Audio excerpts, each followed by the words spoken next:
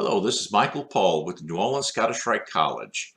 Recently, I've had a few brothers send me emails, and actually a few have spoken to me in person, about issues that they have with certain aspects of the Scottish Rite. Their complaint, as best as they have told me, is that they are disappointed that the Scottish Rite does not act democratic, and they always seem to add, as it is supposed to act. Well, I believe that this comes from a basic misunderstanding of the Scottish Rite. Let's start at the beginning. And for this discussion, we'll deal only with the Supreme Council's Southern jurisdiction. The Southern jurisdiction has 33 active members. These are the members who can speak and vote in a Supreme Council session. They have received the 33rd degree and hold the office of Sovereign Grand Inspector General. They are commonly known as an SGIG. Each SGIG normally has jurisdiction over an Orient, which is normally a state. They are responsible for all aspects of the Scottish Rite within their jurisdiction. All decisions made in an Orient are made by the SGIG. Most of the time, but this is not set in stone, an SGIG will first serve as a deputy of the Supreme Council. When an SGIG retires, dies, or for whatever reason leaves office, someone will be appointed by the Supreme Council to head the Scottish Rite in that state. Normally, someone who has received a 33rd degree and is an honorary Sovereign Grand Inspector General, more commonly known as a white cap, will be appointed as a deputy. They will be in charge of the Scottish Rite in that jurisdiction. At some point, they may be elected by the Supreme Council as an SGIG. An SGIG normally serves until the age of 80. I believe that it is the relationship between the members of the Scottish Rite and the active members of a Supreme Council that has caused some of the confusion. Every year, Scottish Rite Valleys elect new officers for the various bodies. The Valleys may elect or appoint various members to serve on boards, degree teams, and fill any office or position that may be necessary.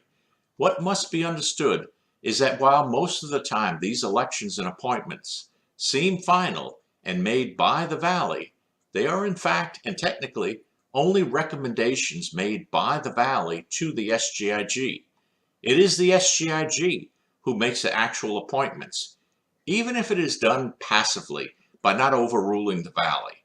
It is the SGIG who approves, or in some cases does not approve, the actions of a Valley.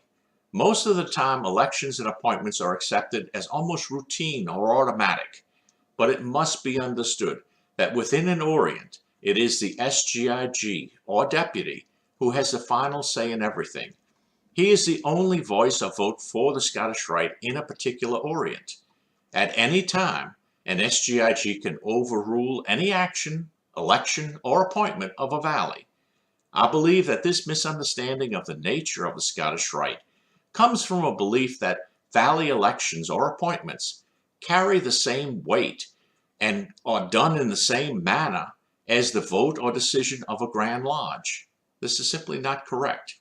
As far as the Scottish Rite is concerned, the entire authority of the Grand Lodge rests within an SGIG. The democratic nature of the Scottish Rite takes place in the Supreme Council session, where the SGIG's vote is counted as one of 33 votes. When the SGIGs gather in a Supreme Council, then each of them has a single vote, and it is here that the democratic process takes place. With this understanding, we can see the scope of the responsibility and authority of an SGIG. It is within their authority to approve or disapprove anything at all within their Orient. In most cases, decisions made by a Valley are approved by the SGIG as a matter of routine. They normally make sure that those in Valley leadership positions are ones that they can trust and whose opinion is of value to them. From a practical sense, it would be an almost impossible job, especially in large Orients, for an SGIG to make every possible decision for every Valley. In most cases, an SGIG would only step in if he felt that there was a serious need to do so. Obviously, because of the tremendous responsibility placed upon an SGIG, the Supreme Council tries to select and elect only those of outstanding ability. When good selections are made, an Orient can prosper and grow. If a poor selection is made, then damage to the Orient can be almost assured. If an SGIG is lacking in ability, then we can see a downward slide for the whole of the Scottish Rite within an Orient. Ultimately, the success or failure of the Scottish Rite within an Orient can be traced to the SGIG or deputy. The decisions that they make, the appointments and elections that they approve, and the course that they set for the Orient will play a part in the success or failure of the Scottish Rite in that jurisdiction.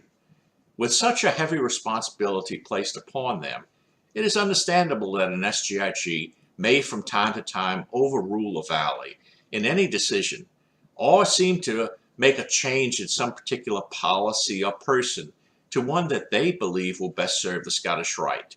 They will normally do this not because of any desire to show their power, but because they realize that if the Scottish Rite fails, slides downwards, or is anything but the best that it can be, then ultimately it is his failure, and a failure will be recognized by the Supreme Council and all those with an understanding of the workings of the Scottish Rite. So when we look at the democratic nature of the Scottish Rite, we have to understand how the system works and operates. We need to understand the chain of authority and responsibilities placed upon the various individuals in authority. The officers of the valley need to perform their duties to the best of their abilities, but it needs to be understood that all serve at the will and pleasure of the SGIG. Since it is the SGIG that is ultimately responsible for the success or failure of all valleys within his jurisdiction, then he wants to be sure that he has the best people in office who can best serve the Scottish Rite. Thank you for watching. I hope this video has been of some value. If you like the channel, please hit the like button and subscribe to us. See you next time.